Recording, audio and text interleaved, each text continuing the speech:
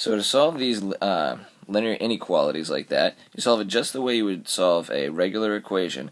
The only difference is if you have to divide by a negative, you need to turn the inequality sign. You got to flip it to face the opposite direction. So here, my first step is to divide by -3, and that gives me an x on this side and a 8 on this side, and I have to turn that now. So if the x is on the left here, then that means this little inequality actually points the same way as the arrow that I'm going to graph. So just plot an 8 there, and then since it's one of these guys, you fill in the circle. So it's a filled in circle pointing that direction. The second one here, solving just the way I would solve an equation. So in this case I have to subtract 3 first. And that gives me a v over 2 is greater than 1. I multiply both sides by a 2.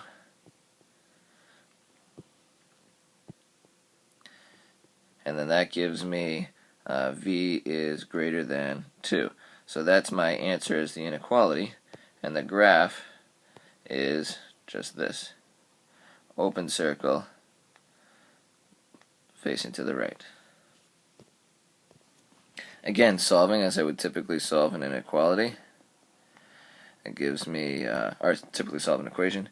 -1/5 k is greater than or equal to -7. And now I have to multiply both sides by a -5. Alright, because that will, the -5 and the 1/5 will cancel out. And negative times a negative will give me a positive x. And since I multiplied by a negative, I gotta switch that, so make sure you remember that. And then that gives me 35. So x is less than 35.